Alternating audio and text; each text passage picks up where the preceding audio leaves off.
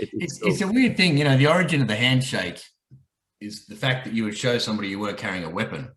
And even with this COVID, we can't even shake hands, you know. So it's great that you were able to achieve that, particularly through 2020, to get those blokes together. I was only saying to somebody the other day that whenever I'm at a wedding and I see a stranger either at the bar or at the, you know, wherever it is, and I say, everyone loves a wedding. And that stranger says, oh, yeah, don't you? And then you've instantly bonded. Now you're mates with that bloke or that person for the rest of the evening, and you carry that relationship on. And I think it's that breaking down of the barriers. You know, I remember when I first met you, I would have called you a gentle giant, not from the perspective of the fact you weren't a tough bloke, because you certainly were. You're in the midst of the Men's Fitness Tough Bloke Challenge, I think we called it at the time. But for mine, the idea that your sheer size, you didn't use to intimidate people, but to ingratiate people. And I think that was the thing that appealed to me the most about your character, was that as a big bloke, you just weren't like throwing your weight around. You're actually just a really nice, you know, you could be 30 kilos less and 30 kilos more, and you still be the same bloke from a mental and a character perspective, which is a good thing to be as a man, I reckon. That's a great way to start our podcast, Dave. Thank you, sir. Thank you for the accolades. I'll never say no to that. But mate, yeah, it's I'll tell you what, we will start with that. How's that?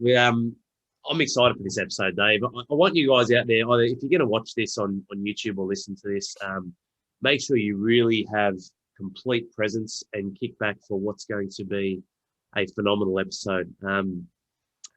I just want to say a big shout out to David Lee, who I've known for many years, and we've kept some form of connection. Originally, it was at what Dave was just sharing then, the Fit Bloke Challenge, which was an amazing event I really enjoyed. And we built this connection and bond, and I felt like it was just, I don't know, mate, I felt like I'd known you for so long. And just to give a bit of a backdrop before we dive into Dave's life, because some of the value and wisdom you've already shared with me, mate, in some of our recent conversations they're the little top-ups we need, Dave, to make sure that we get out of our own way and don't become either a victim or someone who self-sabotages in a world where, you know what, we can be our biggest critic, or we can be perfectionists, or you know, really pull ourselves down from the possibilities. But those listening to this, Dave is one of 10 children growing up in the Blue Mountains, currently 53 years of age, and looks amazing. Like, looking at you, mate, you're a bloody powerhouse, and you know, very inspirational. And I've always seen our paths coming together, and I know that there's going to be something we continue to explore together on a bigger level at some stage. But there are life stages, and you talk about life cycles, and we'll dive into lifestyles and all different moving parts. But it's awesome having you, Dave. This is an episode I wanted to do for a long time, actually, mate. I wanted you to be one of my first, 3 years ago. That, yes. Yes, but, you know, Dave has had over 20 years in the media industry in Australia. One of the most that obviously I know and recognise him for was Men's Fitness, but I'm sure he'll share some of the other amazing things that he's done. That's where we first connected. Dave is living a very holistic life, and whilst sometimes tongue-in-cheek, I'll make a couple of little jokes about just going and getting an accreditation to be a life coach. Dave is actually a real life coach. Like, he's got a fuckload of credentials and experience and runs on the board. And you know what? Practicing what he preaches. And I just love that about you, Dave. This is what enhances and influences me, surrounding myself with winners. And that's not a judgment of people. It's a recognition of their actions. You know, having a couple of daughters, the modern world, your perspective on failures, their learning curves and stepping stones to continue progressing and expanding in life, coming from a place where, yeah, you've mentioned you're relatively poor, and having a license plate, DDQ, David doesn't quit. Shit, I tell you what, mate, I should just sit back for an hour and let you just run the show and give our listeners some amazing value. But Dave, welcome to the show, mate. Thanks, Alex, mate. It's good to catch up with you. As I say, similarly, we talked about doing this many years ago. And I remember one of the first, coaching sessions, I was talking to you around business plans and things like that. And quite often I would send these plans out to people, and they would fill them in and they'd send them back. They'd fill them in, they didn't necessarily send them back. And of all the people that I initiated this with, you were the first to come back and having completed everything. And I thought, wow.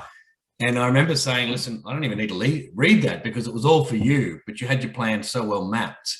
And I think there's a big difference between, you know, saying and doing in life. And quite often I'm lucky because I'll write my journals, and I'll write my plans and things like that. And then when I look at them, I think, oh, okay, I've got to tick that off and get things done. but you're a real doer, mate. And even, everything you said you would do, you've done.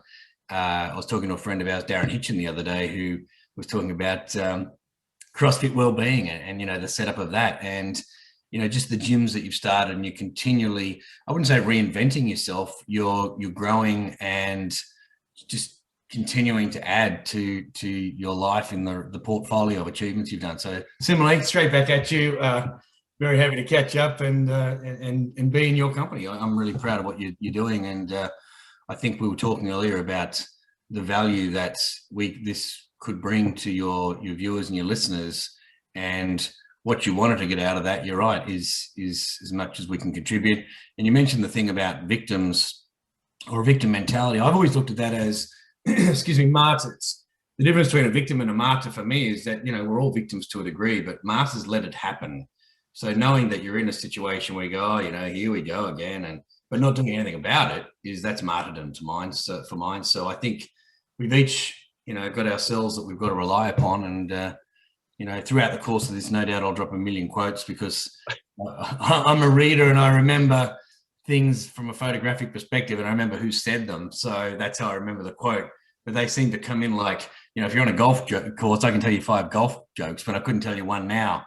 So it's almost like situational quotes rather than situational comedy. So excited for the call. Yeah, absolutely, mate, and really appreciate the, obviously the recognition of charting and following my journey and our journey and what we do, which is life is hard, mate, isn't it? And that's not necessarily a bad thing. It's just like, okay, what are we going to do about it? And a lot of the times for me, there is no alternative, Dave. And I've had plenty of like we talk about, people throw the words failure around like failure porn's an attractive thing these days. Look how much I failed and now look where I am now. I'm not a big fan of that. So I do agree with your point on it not being a failure if you continually grow and don't give up and learn from it. But there have been a lot of things where maybe I have missed the mark in retrospect, but if you continually grow, it becomes the possibility of who you can become in the next stage and the next phase. But mate, I'd love to start 1 of 10. I mean, shit, man. I'd love to start with yourself, Dave. And obviously, you're being raised and a bit of your upbringing, mate, and some of the shares around that obviously developed into the man that you became in your 20s. And I guess starting there, mate, with that journey. I think, mate, thank you. I was very lucky. I was a middle child of a 10-kid family. So when I say I was very lucky, I managed to turn adversity around. So anything, as a kid, I was a bit of a victim. I was too young to do anything with the big kids and too big to do anything with the little kids from anything they did perspective. And I remember one day we all went up to Katoomba in the Blue Mountains. There used to be a bit of a fun fair set up there. And everyone got to go on this ride or that little, game or whatever it was. And I just watched. And even towards the end of the day, I said to my mother, I was the only one who didn't get a chance to do anything, knowing that I could have asked any stage all day. But as the victim and a pessimist, which I was, I just waited till I missed out. My mother said, well, here you go, here's 2 cents, flick it in the wishing well. That's a bit of a kind of a joke. And, the wishes that I made that day was that I wish I stopped feeling sorry for myself all the time. I wish I could get on with, just getting on. And I seem to, when I say the wish came true, I wrote a blog recently about setting intentions because it was a full moon. And the reality of it is they're not wishes, they're goals and they're plans. So at that young age, I'd kind of wished or planned for a better life. And within that family, it was, I did say I nailed the hand-me-downs quite well. And the idea of first in, best dressed is so true. Like our school photos, we were all comparing them the other day, and we'll be the kid in the class whose shirt just does not match, and so one day you'd be walking in, they'd be singing Tom Jones songs to you because your pants were so tight.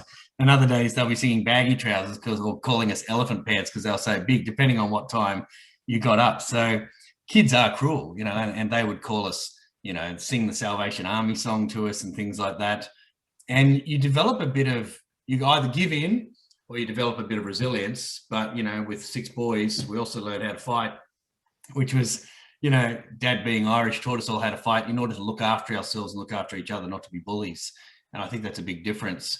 And in the case of handling adversity, it's like a boxer. Once they train, they know they can look after themselves and they don't fight.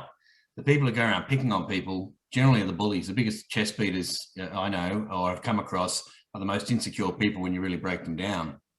So the idea of having that preparation and knowing that you can look after yourself is what I think gives you the resilience in life to go back to the basics, which are your daily routines and things like that. So yeah, as a young kid, you know, I kind of laugh about the fact that where I live now, I live in the Manly area, and we used to holiday there twice. I think when I say used to, we holiday twice because it was a late Easter and the dentist in the town gifted the holiday to my parents. We always came back with another brother or sister 9 months later. But the idea of where I live now, and I pay the same amount for one loaf of bread as I used to for a garbage bag full of yesterday's bread to feed the family. It's just a great life. And I think it is that what Tony Robbins calls the constant and never-ending improvement, that if you're, and I think there's an Ernest Hemingway quote that says, it's not about being better than your fellow man, it's about being better than the man you were yesterday. And so for mine, it was always a growth perspective. And in that wishing, I had always planned to get out of the mountains and get a better lifestyle. But my first job, we used to give 90% of everything we earned anyway to my parents. So you didn't really, financially, I never really got that head start from an early age. But I remember being on a train one day, because you'd have to catch the early train. My first ever job was a mailboy. And I would literally get the 4:30 or so train, I think it was, and sleep till a guard or a cleaner woke me up at Central. And this one day, a cleaner had woken me up, and as I was getting off the train, there was a book that somebody had left on their seat, and it was called The Power of Positive Thinking. And I read that book, and I started reading that book, and it changed my life from the perspective of optimism and thinking, you know, well about your life, and looking to every, you know, cloud has a silver lining, all that sort of business. It was a real shifter for me, because I realized that it was up to me to choose. I could choose to, you know, one of my business cards used to say the difference between happiness and unhappiness is choice.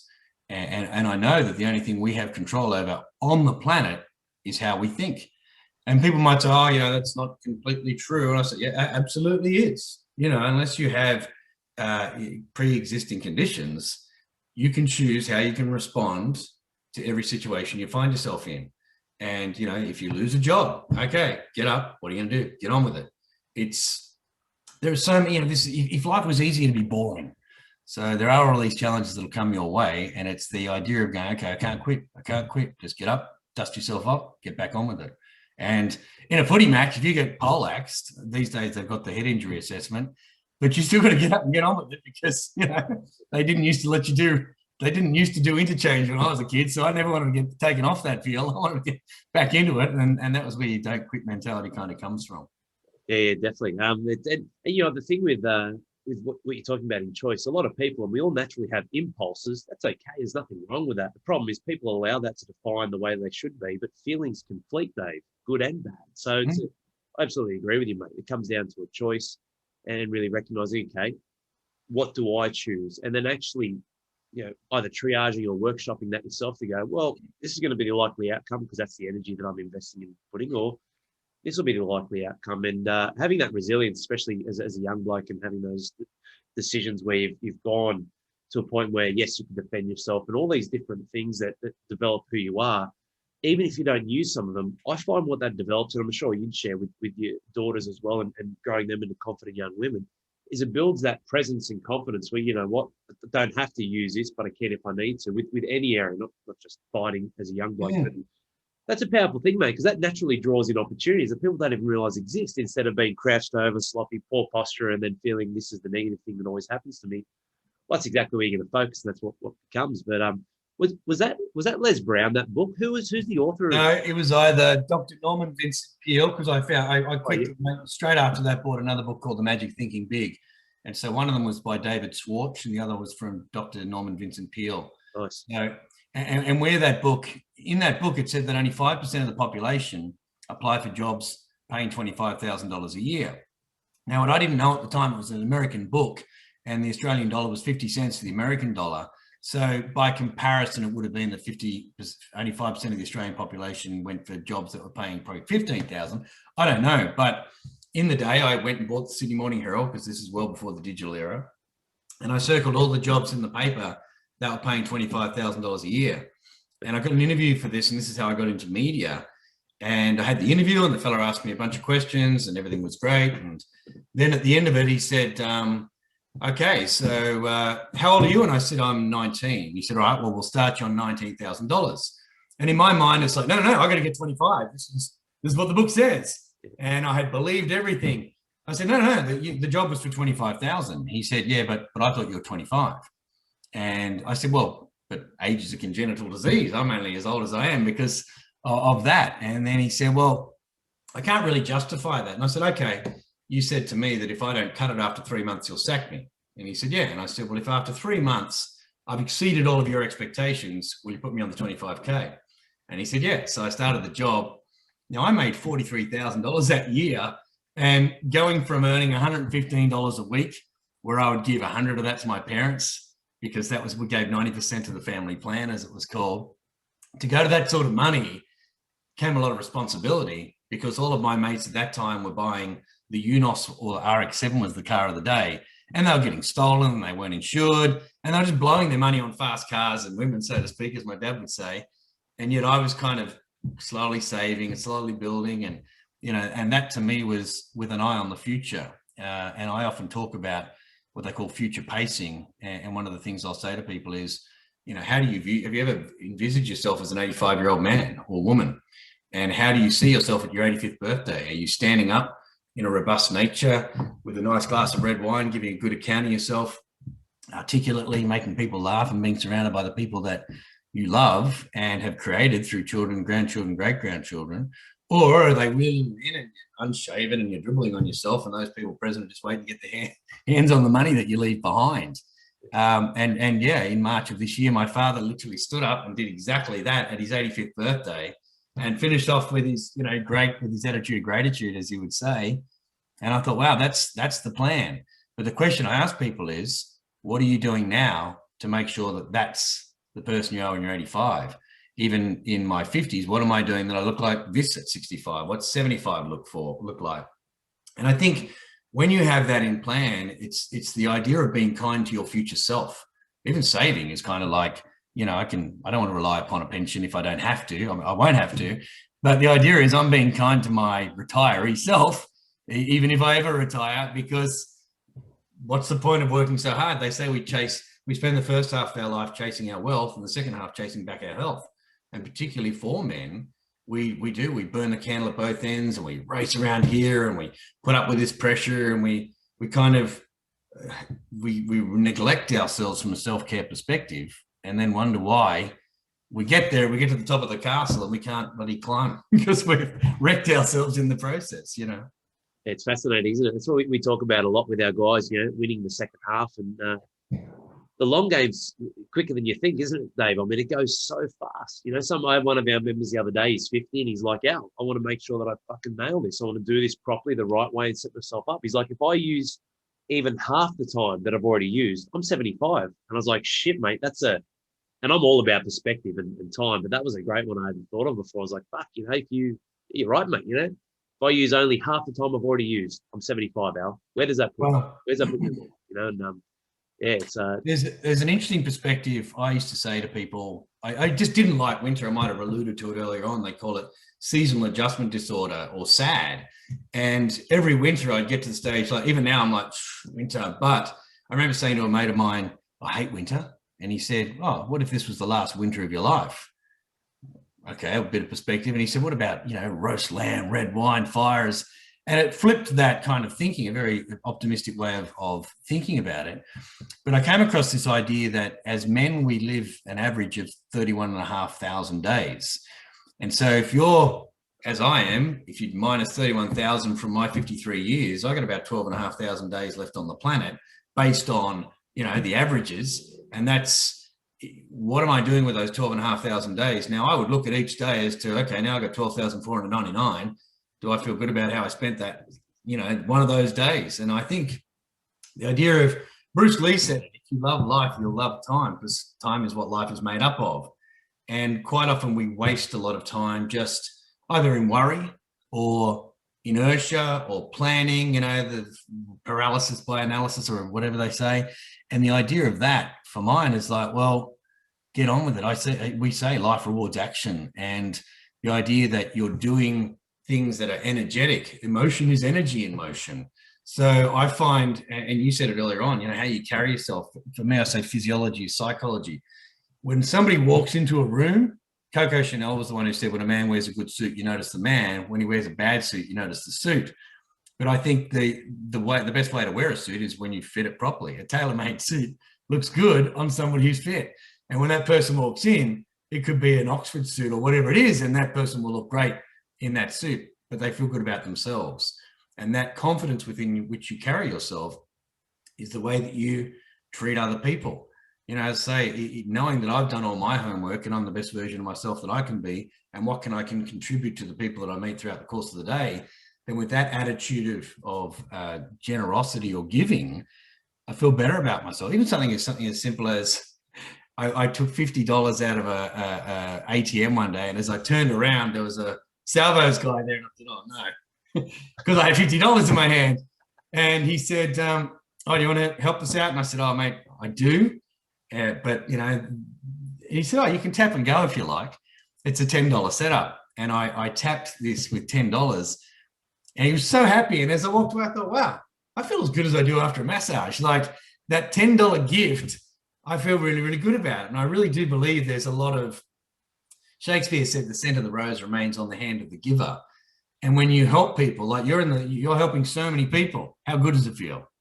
You know what I mean? It's very difficult to finish a day when you know that somebody said, "Hey man, I just ran 30 minutes and I've never run before in my life until 3 weeks ago." And you think, wow, thank you, but thank you. So it's one of those things that keeps on giving. Absolutely, mate. Yeah. And giving, a lot of the times there are trades, life's full of trades. We make that, and having that transparency is great. But then a lot of the times giving you our expectation is actually a form of us a trade with ourselves. I'm going to do this and I'm going to give this. I'm actually making a trade with myself. This action is going to bring fulfillment, reward, contribution to society, to community, to someone else, because they may feel like they're at a lesser level with their mindset, or they're in a bit of a pit or a rut. And that's that's the ripple effect, Dave, that can really create a huge shift. And a lot of the time, the recycling, the reprogramming, repatterning that we do, well, it is cyclical. And people, like you explained with winter, or someone in your position, if you have 12,000 days left, not only do we lose winter. 12 and a half. 12 and a half, sorry, mate. Yeah, 12,499. Actually, I'm going for 100, so we'll see how we go. Absolutely. Oh, mate, we know you got more than that in the tank. But as an example, if someone's in the same boat and they did live the average, they're cutting almost a third away if winter's always shit, right, every year. Like, yeah. Like, okay, well, you've actually, because you're losing a bit in preparation for winter, you're trying to regain in spring of what you've lost and gone further back with winter. So really, it cuts a third, which means for an average person, if they had 12,000, they've actually only got 8,000 potentially, because they're wasting that every year, which is why I love something like, winter or different types of challenges where, whether it's seasonal or not, it's an opportunity, because whilst there's challenge, there can be change, there can be growth. And I actually found, we connected with the Fit Like Challenge, but I found the greatest years I always had in all those years of whether it was rugby league or competing in CrossFit, where I really actually knuckled down and built an amazing base in winter. Might not have set PBs, might not have gone and broken world records, all that sort of stuff, but maintaining a solid base was really the launching pad for a lot of the times our comps were spring and summer, which was epic. But what led, I'm fascinated with your story so far, mate, but what led to, like, what were the sparks, or were there key moments or adjustments or continual investments in yourself that between 18 and 30, like, what led to you having that mindset, that tenacity, that hunger to get after it? Like, do you remember a couple of key moments, or was it lots of little consistent ones? Like, what led to that being the man that you were at that stage? Yeah, I think you need a lot of proof points. And so, I think believing in yourself, it really is. If you think you can, you can. If you think you can't, you can't. And always believing that I can, because I did my homework. Now, what I mean by that is I've coached my daughter's soccer teams over the years, and we used to train 2 to 3 nights a week. And, the mothers used to say to me, "What do you say to the girls? Why do they always win?" We won 3 out of the 4 grand finals we were in. And it was because I would say to them, "What have you done? What have we done as a team? What have you done that the others haven't done?" And I would always know that I would get up at 4:30, 5 o'clock every day, and I would do my ritual. I would and I'd have my lemon water with salt in there to flush out my system. And I'd meditate, I'd read, I'd train, I'd pray, I'd stretch. I've got a sauna, and I would do that. And so that when I got into a boardroom or a meeting at 9 o'clock in the morning, I knew that my brain was going for 4 hours more than everybody else in that room. And when somebody asked me a question that was designed to put me off, I could handle it because I wasn't reactionary. I was responsive. The doctor never says, oh, you're reacting well. He says you're responding well. He says you're reacting badly to the medication or whatever. So for mine, the responsibility is your ability to respond. And so having that preparation and knowing that, my soccer girls would know that we did a fitness session one night, we did a skill session another, and we played a game against a better team the third night. So when they turned up, and I'd say, listen, girls, you know you're better. What? And my thing was, I wouldn't tell them. I'd ask them, I'd say, what aren't we doing? What are they doing that we're not doing? What are you not doing that you know you're capable of doing? And asking these questions of yourself through journaling. I say I journal, paper is more patient than people, Anne Frank said. And I think we think on paper. And even, my daughters are 22 and 21, and one of them, I said to them once, do you journal? And she goes, oh yeah, I put notes in my phone. And I said, no. We think on paper. And she said, I'm of a different generation than you, Dad. And I said, well, hang on. No matter what generation you're from, and I still don't believe they'll ever stick an iPad in front of a kid or a computer and say, write out Sam sat on the mat. When I was a kid, Digger chased Sam and Sam sat on the mat or whatever it was. And we read that book, and then our comprehension was written. We learned to think on paper. So writing your thoughts on paper, they say a problem shared is a problem halved. In some cases, a problem shared is a problem squared. So I kind of think, well, yeah, it was great to talk to that person, but now Barry's come and asked me what's happening there. And I didn't mean you to tell Barry, he didn't tell me not to tell anyone. So for me, the journaling, Plato says, thinking is the talking of its soul with itself. And so when you think on paper, you're really having a conversation with yourself. And from that, I will write, it's whatever the time of the morning it is and what date it is. And I write it out and I keep it in this little writing desk here. So, and I bought nice, I write cursive and I write with nice fountain pens. So it's a bit of an experience. But during that, I'll then go, okay, this is my to-dos for today as a course of that. So I used to set a timer, but now I do it for 2 A4 pages. And I really feel that once I get up from that, the monkey mind is silenced.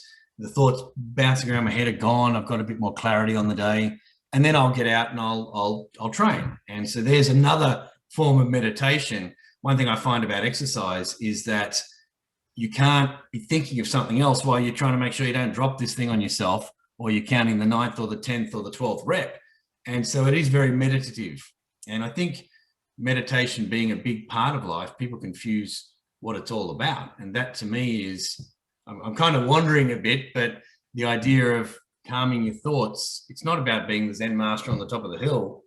It's being so relaxed and being aware of your thoughts that when the shit does hit the fan in your day-to-day life, you've got a little bit more. It's like, I liken it to when they build bridges and the traffic all congests getting onto the split bridge here. If they added another 3 or 4 lanes, it would flow through.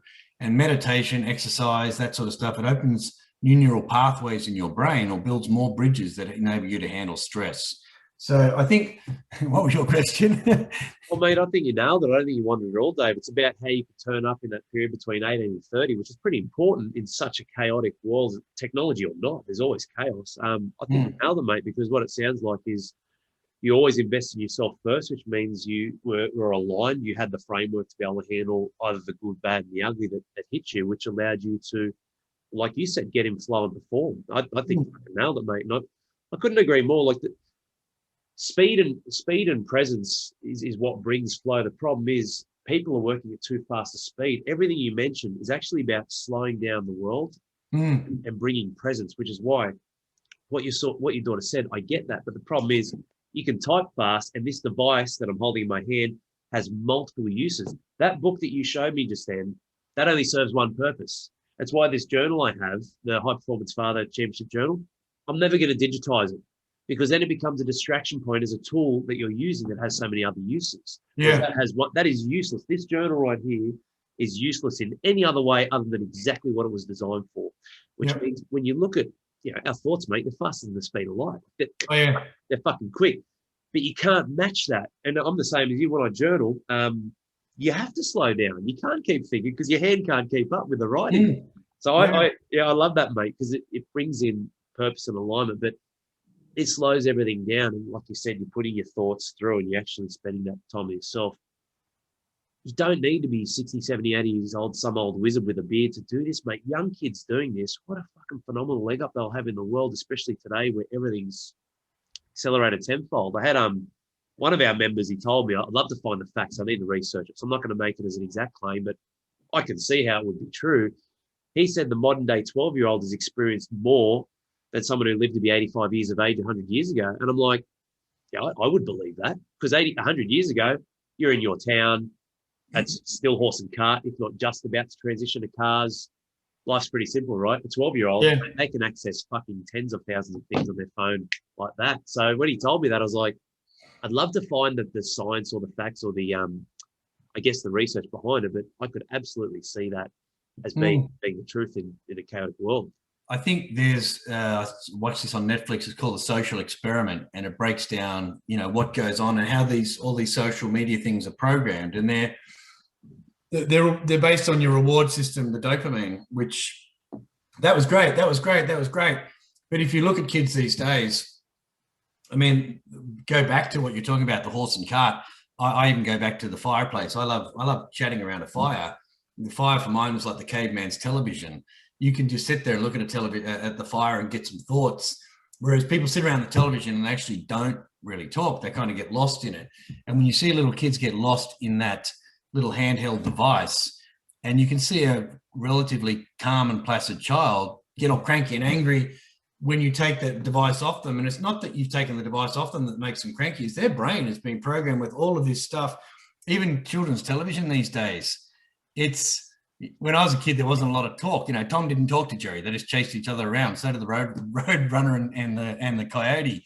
Whereas the voices and the pitch and everything is so very high and so frenetic. And it's like, wow, it used to be to wind down. Now it's winding these kids up. So, you know, for mine, that's one of the greatest gifts my dad gave me was the gift of reading. And I had said to him when I was a young bloke, when do you think you'll die? And he said, you die the day you stop learning. And I remember one night going to bed and thinking, I didn't learn a thing today. I kind of mucked around in class. I didn't do any homework. And then I had that fear that I was going to die. So I kind of ran downstairs, and we had the Encyclopedia Britannicas back then, which a lot of people not even heard about because we've got Wikipedia and Google. And I picked it up and I opened it up to this thing on the Kalahari Bushmen. And, you know, they were nomads around, you know, Africa and all that sort of business. And that kind of kept me going. I ended up pulling that out of my clacker a couple of weeks later in a school assignment, and I did quite well on it. But it just gave me that thing that if I learn something every day, and they say to teachers to learn twice, I'll invariably read a book or something in the morning, and then one of my clients will pop up and they'll say, well, I have this problem. And you think, oh, I just read about that this morning. Or they'll tell me something and I think, oh, I was just reading about Anne Frank's whatever, or Man's Search for Meaning by Viktor Frankl, which is one of the most often recommended books I ever give. It's about life in a Nazi concentration camp. And we all talk about being in lockdown here. And I had friends over Christmas who were locked down in London, and we were doing these calls and it was miserable outside, and they still had this happy disposition about them. And similarly, you know, people who were in concentration camps who thought they'd be home for Christmas, and they hung their hopes on the idea they would be. And then Christmas came and went, and they developed things like typhus, or they gave in, or they just died because they gave up because where they hung their hopes didn't happen. And the idea that, you know, people thought we'd get out of lockdown. This morning I just realized, oh, hang on, it's not this Friday, it's next Friday we're out of lockdown, which will be the 30th of July. That's so annoying. But what am I going to do about it? Rather than go, oh, duh, I've got to find some way of, you know, looking on the bright side, because it's very easy to be unhappy and negative and miserable. It's really hard to be positive and optimistic and pick yourself up and keep going. But the rewards are far greater for an attitude of greatness and gratitude. And, you know, things like, I was singing in the shower this morning a Radiohead song that, you know, it's going to be a glorious day, and it's quite ordinary outside. But I'm almost programming myself to, you know, to believe. It's not trickery either. I mean, in a lot of cases, my goals that I write out, if I get them done, I got them done.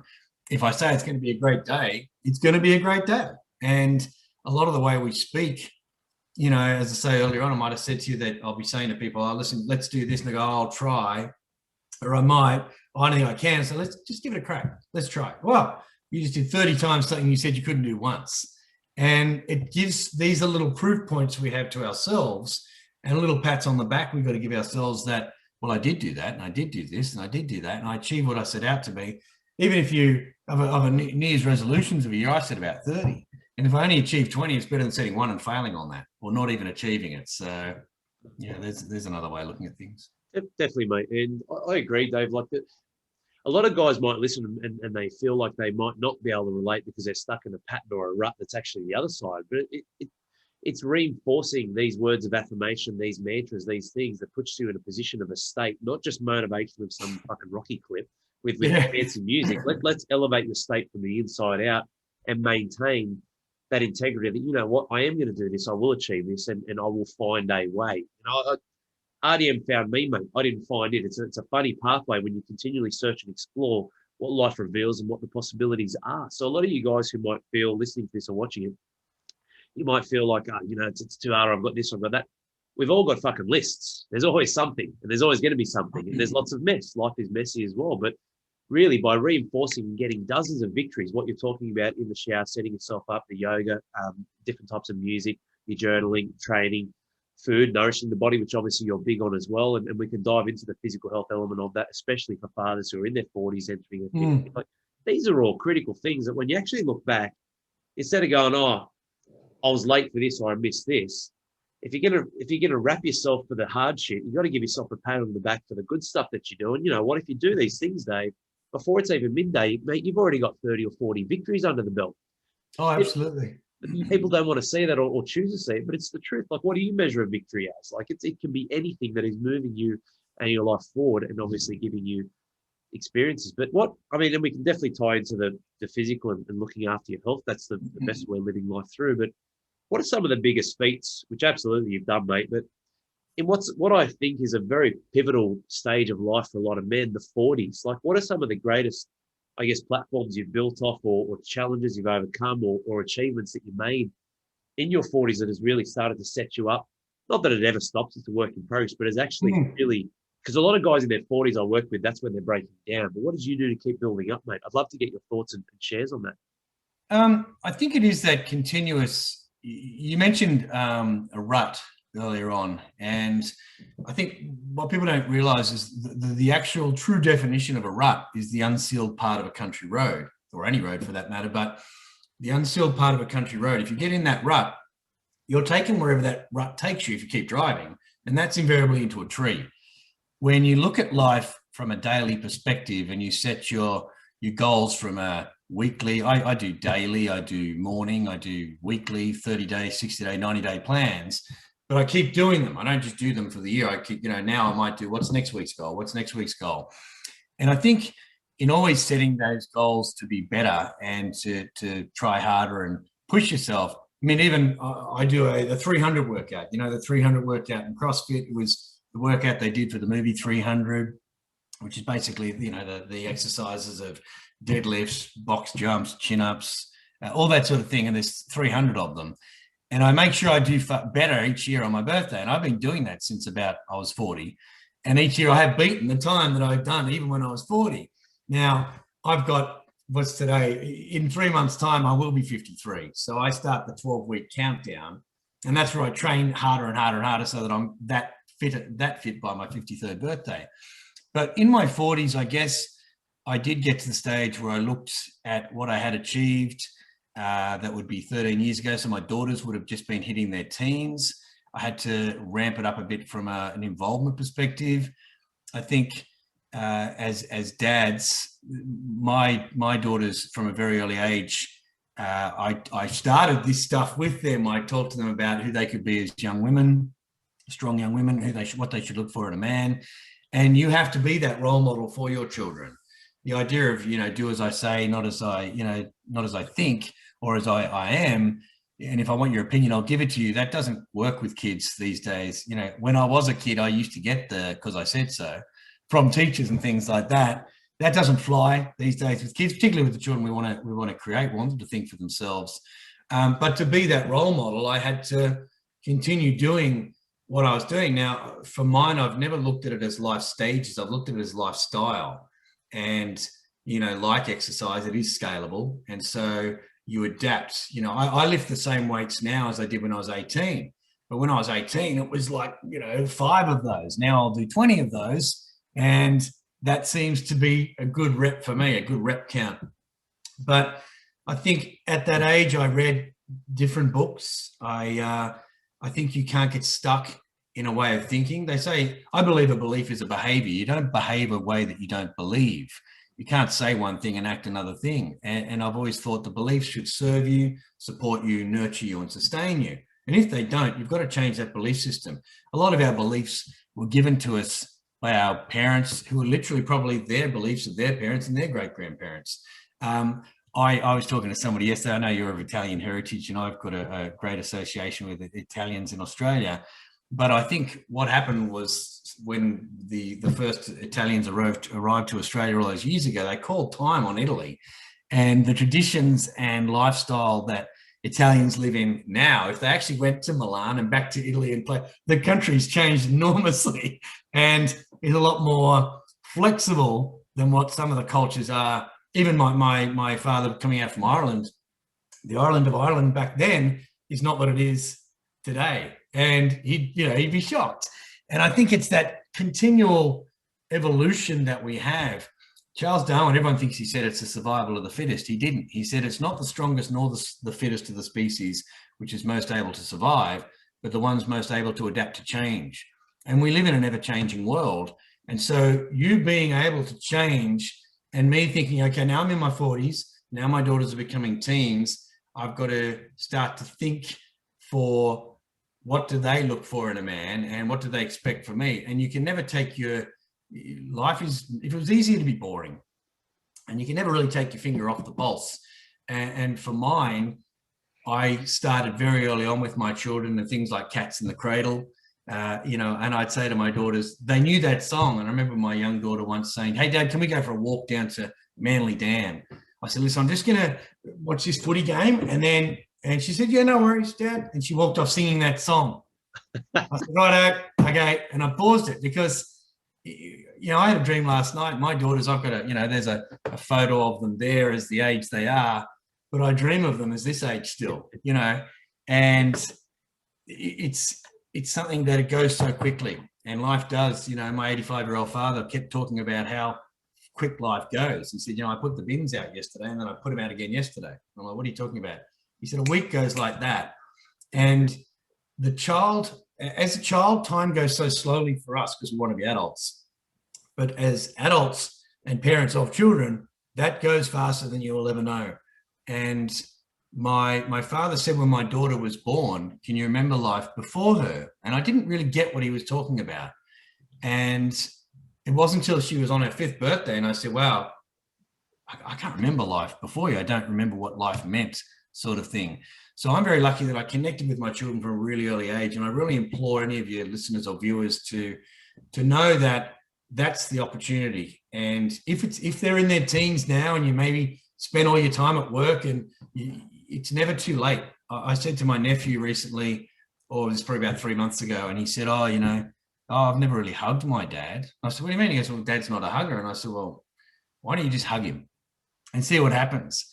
And I caught up with him recently and he's like, oh man, Dad, that was the best advice you ever gave me. It's Dad and I hug every day now. And it's such a great gift.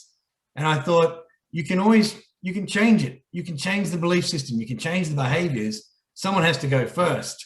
We didn't get with our partners unless somebody kind of asked for that date or asked for that dance or cracked that wise joke that got them to pay attention. So you have to take the first move. And in a lot of cases, that's got to come from you. And I think that's what leadership is. Leadership is that taking the first step. And, no matter what you plan to do, even doing something little. And I bought a gym recently, which I'll open up I open up hopefully after COVID. But the idea of every single day I have to, I've done the DA, I've done this, I've done that. And like I say, what do I learn every day that makes me stay alive? The idea of doing something every day towards that goal. So in my 40s, I just made sure I did something better than I did the day before, and life becomes scalable. COVID's been a bit of a different thing for a lot of people. And as much as I think sleep is so important, sleep is kind of like turning your phone off and recharging it. It works a lot better than when you just plug it in all day long and try to get it to get back up to above that area. So even within COVID, because we're working from home, I set a timer rather than an alarm. And I set that timer for 8 hours and 15 minutes, assuming it'll take me 15 minutes to get to sleep. But no matter when that timer goes up, that's when my day starts again. Now, it's easier said for me because I don't have little kids who are your alarm clock. But everyone can, even working from home, try and crack a 20-minute power nap, recharge in that regard. But I just made sure I was involved. As a 40-year-old, I read books that kind of challenged my thinking on how I was as a person. I studied life coaching at that stage because I found that I got most joy. Somebody asked me a question: where do you spend most of your money and most of your time happily? And I thought, well, I spend most of my time and money on books and exercise equipment, and my leisure time was kind of like kayaking or bike riding or playing sport or running or weightlifting or whatever it was. And my book, I spent money on a lot of books, self-help books and things like that. And so when I looked into life coaching, I was able to do that as a side hustle and keep my job in media, which I kind of was losing less and less. It was money, but it wasn't making me happy. And I was good at it, but I was kind of, selling advertising space. So when you met me on Men's Fitness, I think that would have been around 2011, and I would have been just in my 40s. And the idea of working for a fitness publication was ticking all the boxes for me, because I was meeting people like yourself and getting your philosophy on life and thinking, wow. And for me, every person I meet gives me some lesson. I learn something from them about either being better or as the same as that person. So that happened for me through that time. And then I realized most people's mental blocks could be fixed physically, that a lot of inertia came from the fact that they were kind of stagnating. Life does reward action. Everyone knows that after half an hour on the bag, or half an hour running, the punching bag that is, half an hour running, that they're a lot better off and they think a lot more clearly than what they would do, and they sit there and go, okay, I'd rather not. And the difference between successful people and unsuccessful people is successful people don't want to do it either. They just do. And when I think, if I leave exercise for the end of the day on the odd occasion, I go, this is why you do it first. You do the worst first and get it going, even though I love it. And so last night I thought I'll just do 20 minutes. An hour and a half later, I'm still training because I had an hour and a half to do it. So I think that was it. It's the kind of constant changing, constant updating your knowledge, updating your physical fitness, and adapting. I did more low impact exercise as I got older, rather than, I do one sprint session a week these days, and that'll keep me going. I can feel that 4 days later, so I think that's it. You've got to address the day for what the day is. As you put on warmer clothes on a colder day, you've got to put on warmer clothes in a colder day from a mental perspective. Just be prepared and adapt that way. So, and it's behavioral flexibility. They're the people who win, the ones who are most able to say, you know what, it's a shit situation, but how am I going to make it good? That we've run out of alcohol, so let's drink water and tea, like whatever it is to make the thing work for everybody. Yeah, I love that, Dave. And that's actually a point that I made a note of this and I wrote it down, adaptable. I mean, that's a lot of amazing principles that you shared there and ways that you apply that. And I love that saying that you have life rewards action, but it's the adaptability, isn't it? I mean, that's what leadership becomes, because a lot of the times I look at leadership is being a lag, like it's after the fact, right? No one ever looks and goes, he's leading right now. It's always when there's a retrospective or a comparison of like, that's where they were, that's where they are, to go, that was an action of leadership. And a lot of the times with our weekly cadence that we have, which we have like targets and actions and versions of who they'll be, we've got our MITs, our most important thing, just like what you were saying. You need to build that rhythm. Okay, what's this week look like? No worries. What's this day look like? For us, Monday is the first quarter, because that's a big day. We want to win that. And then Tuesday, Wednesday's quarter 2, Thursday, Friday's quarter 3, generally in a reflective state. quarter fours, Saturday, Sunday, set up for the weekend. So when you build these in, mate, it actually gives you the ability to chart your progress, reflect, and then build in that level of adaptability. And like you mentioned with COVID and lockdowns and other moving parts of life, the world, the landscapes of culture, absolutely, with different types of heritage. Obviously, half of mine's being Italian. It's not just adaptability to that, it's actually adapting to yourself and who you currently are. If I stay as this current version of who I am, Dave, and I don't adapt who I currently am to the next version of Al, I won't achieve the goals that I desire. There's a different version of Al that's needed to have the RDM range and have this system and have a complete operation with lots of moving parts I've got no idea about right now, but I can build towards. And I think you hit the nail on the head there, mate. Not that I'm in my 40s yet, but I can see that with so many fathers we work with. We've got those in their late 30s, those in their mid 40s, and then we've got those in their early 50s. And I just see it. Yeah, like you said about the teaching is learning twice. Our members teach me way more. Like we've got mentors and coaches now who are in their 50s, but they all teach me way more than I teach them. But my skill set is taking what they've shown me through the stages of their life and then helping our guys position themselves with different perspectives and ways to see it, and then action to follow it through. And who could do that on their own, mate? Like, I've got nothing against personal success, but self-made's a funny term because it's like, shit, we've all had someone wipe our ass, mate. We've all had someone spoon feed it, like that. I think there are different times where we really need that. But, it's, I don't know, mate, like what would be some of your, I guess, advice or words of wisdom to some of our guys who'd be listening right now where they feel like they are in that rut or they're a bit stuck, or like, what is the low-hanging fruit or the best way to start to initiate those actions and changes in your experience, or some advice? I think just like if you were in a rut on a country road and the only way to get out of it is to stop the car, get out, have a look at where you've got on, have a look at where you're headed, and reverse the car and get back on the road. So I think from a daily perspective, if you go, okay, this is where I want to go, is what I'm doing right now moving me towards or away from where I want to go? And something as simple as that question is where you go, well, it's not moving me towards, so am I going to stop doing that? What do I need to start doing? And what do I need to continue doing? Because, the 90% of what we're doing is working. It's the 10%. I've got a presentation I give called 5% mindset modifications, and it breaks down hours and days and minutes, etc. But there's tiny little modifications that if you make them every day, over the course of a year, they're massive.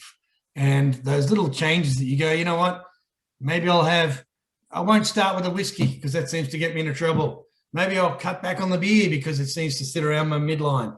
Maybe I'll for mine, I look at the mental, physical, spiritual, social, financial perspectives of life and how I can mix them all in together. We are the most sociable creatures on the planet. And the idea that we're kind of in lockdown at the moment, this is still a social interaction. You can get on the phone and call people and I set timers for everything just because of time management, but I'll call people with a 15-minute plan. If it goes longer because they need longer or I need longer, then it does. But I go, okay, 15 minutes. But I write that in my to-do list. And the to-do list is, okay, call my parents or call my mate or check in on somebody. And I think when you're looking after, I say to people, the best thing you can do for me is look after yourself. The best thing I can do for you is look after me. And what used to be called selfishness is self-preservation. Even when I was younger, my dad used to say to me, oh yeah, there he is looking after number one. And now there's a smoothie I have after my workout called looking after number one shake. And it's got in there bananas, egg whites, yogurt, all of the seeds, chia seeds, hemp seeds, flax seeds, wheat germ, all these things that are in there that are all just looking after number one. And I might have said it to you. They say it on a plane when the oxygen mask drops down, you look after yourself before you do your kids. And when I first heard that, I was on a plane with my daughters. It's like, no way. But then I realized I'm no good to anybody until I'm good to myself. But even looking after number one, you do that so you're the best version of yourself for everybody around you and in your social circle. And you can combine things like training with a mate. That's a social element. You save money because you're not spending money at the bar, so to speak. You have a conversation, so you're mentally, physically, spiritually, you're outdoors, and there's just so many ways that you can kind of connect. But in that rut, it really is about like anything. You wouldn't build a house without a plan. a draft or whatever, yet we try to stumble through life without any goals. And we're like a cork bobbing around in the ocean. We'll end up wherever the world takes us, you know. So with a plan and a plan in mind, I mean, I talk about purpose, and purpose for mine is the acronym I use behind what is your purpose. Friedrich Nietzsche said, with a big enough why, man can endure almost any how. So if you know what your why is, then the how just works. As you say, when you've got your shit together, life works in your favor. It's when you don't, and you think, okay, well, what is my why? What is my purpose? And my acronym for purpose goes around, the P is the planning. You've got to plan every day. The U is the understanding, you know, seek first to understand, then to be understood. The R is the research, looking back on where you have, you know, if it is every single winter that I get the blues because I love being outdoors, then put on a beanie and a big coat and get outdoors anyway. You know, you're still getting the vitamin D. The other P is the presentation. So your purpose, P-U-R, P is presentation. How do I look? You know, what am I doing? How do I present to the outside world? Am I standing tall? Am I doing this? The O is optimism. You know, you literally have to believe the best is going to happen. Because I guarantee if you think the worst is going to happen, it will. Everything you think will happen will happen. Everything that's ever happened to me in my life, I daydream as a child, or I wrote it down. I write a letter every year. I remember reading this to my daughters. We're on a beach in Hawaii, and I said, listen to this, girls. It's December the 31st, whatever year it was, and we're sitting on a beach in Hawaii drinking French champagne. We've been to Disneyland, blah, blah, blah. And this year we did that. And my eldest daughter said, yeah, so what? I said, she goes, well, and I said, well, I wrote this on the 2nd of January this year. She said, how did you know we were going to do this? And I said, you guys had told me you wanted to do that. And when I wrote it out, and I've got one in my top drawer here, and I read it regularly. And it's you're writing what you write your goals in an as if now perspective, as though they've really happened. Your brain doesn't know, your subconscious doesn't know whether things have happened or not. We all know we can imagine situations and feel that. When I sit there and plan what workout I'm going to do, I start to sweat because I'm thinking about that workout. So that optimism is always expecting the best is going to happen for me. The S is for solutions. You know, what do I know that works? What are the best things that are going to solve my problem? And then the E is just effectiveness. What is the most effective way about going through this? How can I save time here? How can I spend time there? You know, something as simple as you need 30 mils of water for every kilo of body weight. If you're 100 kilos, you should be drinking 3 liters of water a day. And that's just to survive. You know, our bodies are 55 to 65% water. Our brain is 75% water. Our muscles are water, all that sort of thing. And just something as simple as knowing I've done my 3 liters every day, that is, you know, keeps me going. It's an effective way of living life.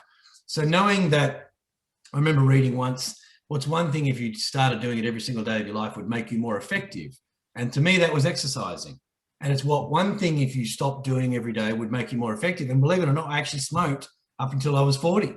So I quit smoking on my 40th birthday. So that was probably another big life-changing thing because it made me be able to exercise more. I found that I thought smoking was sociable, but I would smoke when I drank. And then I found myself with a glass of red wine, watering the garden, having a cigarette, you know, and then I looked at my daughters and thought, hey, I want to see as an 85-year-old man what your children look like, my grandchildren. And I wouldn't have got there in the healthy state, or I won't get there in the healthy state if I continued smoking. So, you know, 13 years ago, that was a big life-changing thing. But I made the decision to stop because I'm being kind to my future self. So I think with that idea of what your purpose is, at any stage of life, you've got to define what that is. No one said on their deathbed, I wish I spent more time at work. You know, the people who sit there and they go, okay, hang on, kid, I got to, you know, the boss is calling. You set the boundaries in your life that you set. I remember when I worked in media, if I had a meeting with Colgate, for example, on a Thursday at 3 o'clock, and American Express said, can we see you at 3 o'clock on Thursday? I'd say, no, I've got a meeting on at that time. What else can we do? Yet we put in the book that we might go for a run at lunchtime, or we might train at 2 o'clock in the afternoon. And then the boss says, can we have a meeting at 2 o'clock? If you say, listen, I've actually got a meeting at 2 o'clock. Okay, now that meeting is with you. That's to put into place the purposeful things you need to be the best version of yourself. And we put ourselves last, women particularly. But, you know, do put that meeting in that book, and it does not change for anyone. Because until you've done those foundations and set those boundaries, People treat you the way you allow them to treat you, or you teach them to treat you. And my pessimistic childhood was because I expected the worst was going to happen. When I changed that and flipped that, it was the best is going to happen. And I do every day. I believe something really fantastic is going to happen for me today. And it does. It is like magic. Another one of my little acronyms is DLTMM. I call myself David Lee, the Magic Man, because I believe in magic. And because of that, it happens. And there's a lot of little things that I do. You know, I have this frog on my desk. The idea of if you have to eat a live frog every day, if that's the worst thing you have to do, eat the frog. So when I see that in the morning, I go, okay, what's my frog today? Get it out of the way. Do the worst first. And there's your first victory. They say, you know, making your bed. It is your first victory. Doing all those things I do, even if it starts raining, well, I've done all this morning. I feel brilliant. I cannot. It's when you don't do it. It's feeling how you feel when you haven't done what you know you should be doing. That's enough of a punishment or a penalty to me to go, okay, tomorrow's another day. And every minute that passes, another opportunity for all of us to turn it all around. Sitting there and going, oh, I failed. You didn't fail. You learned something. I used to say to my daughters, the first time it's a lesson. You do it again, then it's a mistake. If it happens a third time, knowing you're going to hurt yourself or somebody else, then it's either a crime or a sin. So, you know, and I think that's it. It's a lesson every day. Life, the wonder of life to me is I learn something new every single day. And when I learn that and I get the opportunity to talk to people and share that, it's just such a gift back to me of, you know, feeling my purpose in life. So I think if men can identify their purpose and really put a big energy behind that why and that purpose and live a purposeful life, you know, we say to kids, oh, you did that on purpose. And that kid did. But if you live your life on purpose, then you live your life with a purpose, which I think is a great way of looking at that. It's very inspiring, Dave. Very inspiring, mate. And you just know, like being in this, like I'm uplifted and I'm naturally very optimistic, but I'm and energetic, and I'm uplifted by just sharing and having you, because what you're doing, even though this is online, what you spoke about and how we transact or connect, we're not shaking hands, high-fiving or hugging. I would if I could, mate. You know, I'd love to have you up here, but it's true. You can still draw that, like the energy that you are. Life is energy, mate. No one responds to that more than children, because they may not have the mental acuity or articulation with words and other things, which are powerful things. But energy trumps all. And when I get that from you, and you just sharing that huge spiel, which is so vital, it's inspiring for me, mate. And those listening or watching, you guys need to understand you're not that far off the mark. You really aren't. Talking about the rough stop, reverse, you're really not that far off creating an entire different pathway for you and your family. And everything you shared, mate, it's a commitment to self. Like it really is committing to yourself to go, hey, I need to be 100% so I can give 100%. It's no good if I'm giving 100 to others, but I'm only actually at 40. I'm giving 100 over 40. And like you said, it's self-preservation and investing in themselves. Books are an amazing resource, obviously, and being in the right environment. Like I said, right here and now, me being part of our environment together. It's uplifting, mate. And that acronym's awesome too. I might get a copy of that if that's okay. I'll share it. I'll do that, and I'll add a few photos, and I might have a photo of you and me from the Fit Bloke Challenge. We'll see. I'll do some digging. You featured in Men's Fitness magazine as well back in the day. So that's right. Yeah, that's right. Yes, mate. Yeah. Good times. But everything you're sharing, mate, it's a choice which comes down to me. A lot of the things that you're sharing are really focus from the frog to your plan to what you're doing.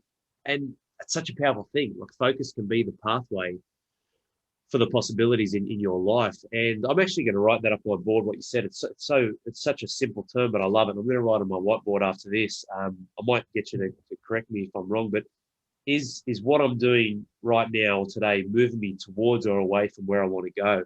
You mentioned something like that. That's I don't know why. There's so many. There's a million. Like those listening or watching this, you need to listen to this again, because this has been a phenomenal episode. But and I've taken a lot away. But just something as simple as that. And my primal core is like, fuck, man. Like I'm not getting this time back. So I love and value the time and energy I'm putting in here with you now, Dave, because it's got purpose, because it's worth it, because it's valuable. But there are times that I'm pretty sharp with my time management and other things where I'm like, hey, I need to just zoom out a little bit and go, is this actually moving me forward? Like we've got an amazing skincare line we're about to launch, and it's phenomenal. It's great. But at the time of going through that, the journal, so many different projects we've got our event we're about to launch, all these things came to a head, and then the lockdowns happened. I'm like, Yeah. shit, hang on. I know I'm so close to this. Don't be that guy who just must win at all costs like I was in sport. Let's peel it back. The wife needs help with the kids at home. What can I? Okay, that's a powerful thing, mate. Is what I'm going to do today going to move me forward or away from being a father, someone who adds value to the world, and a man inside of myself? And thank you for that, mate. That's really great.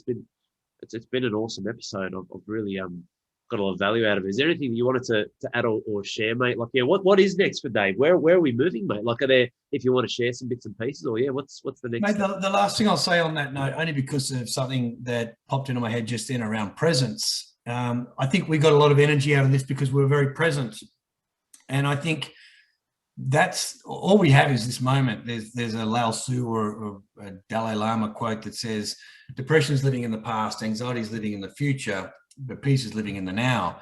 And if we look at our kids, young kids particularly, they live in the now. You know, they forget what happened yesterday, and they don't really care about what's happening tomorrow unless what they're doing right now is fun. And we lose that childlike approach to life. So I think being present, you know, and thinking, is this the best use of my time right now? That's a great gift you can give to yourself and everyone else. Mate, I guess everything, as I say, for mine has been evolutionary.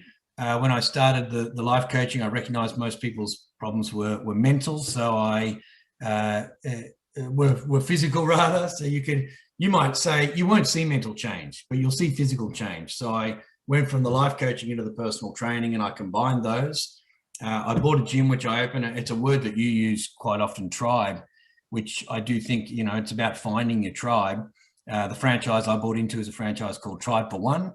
So the idea is, you know, it's a combination of everything I've subscribed to. So it's strength, it's high intensity, it's yoga, can have a couple of saunas in there. And I co-authored a book about 10 years ago called The Complete Health Series. And I was asked back then what I thought was the next big fitness craze. Now, I believed it to be CrossFit. And as a bit of a joke, I said Zumba.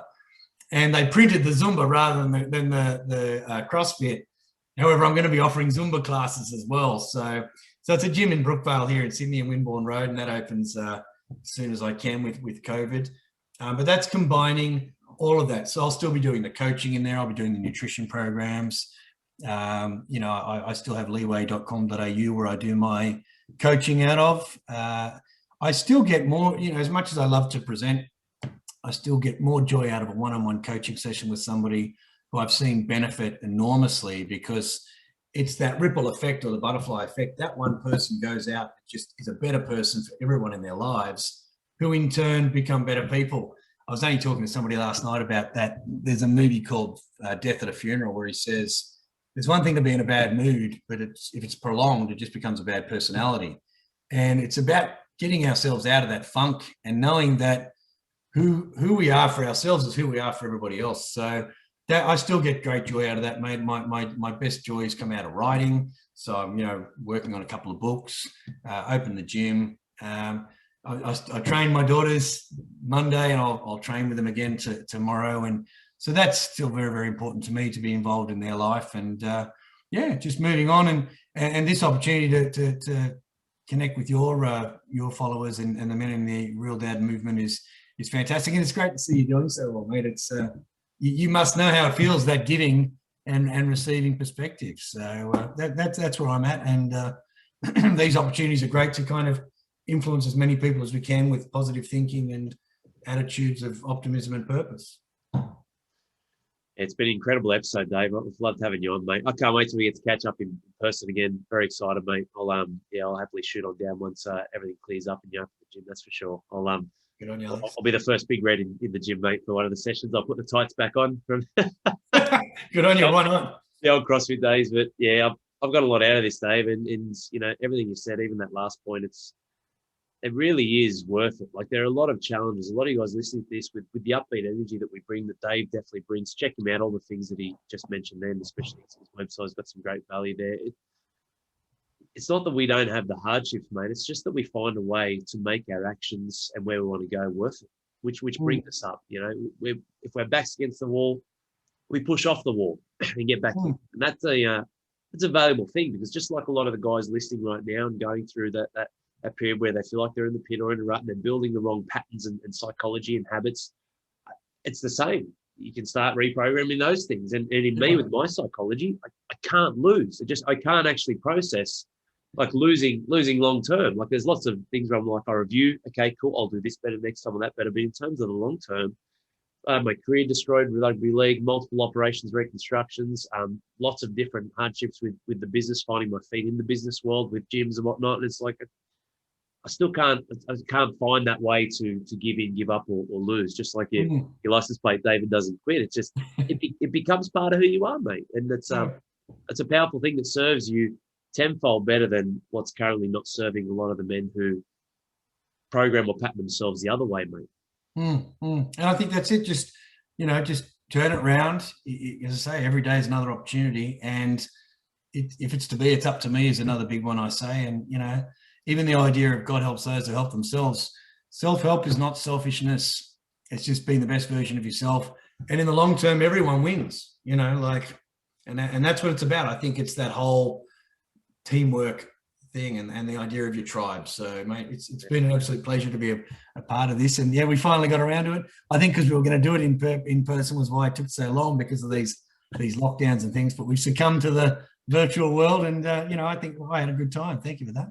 Yeah, likewise. That's been amazing. Thanks again, Dave. And I hope you guys got a lot out of this, those listening to this or watching it. It's certainly one I'm going to listen to again. I'll fast forward my points, but I'll just listen to Dave because there's so many nuggets in there, mate. It's amazing. But thanks again, mate. And thank you guys for listening to and watching this, and tune in for another one soon.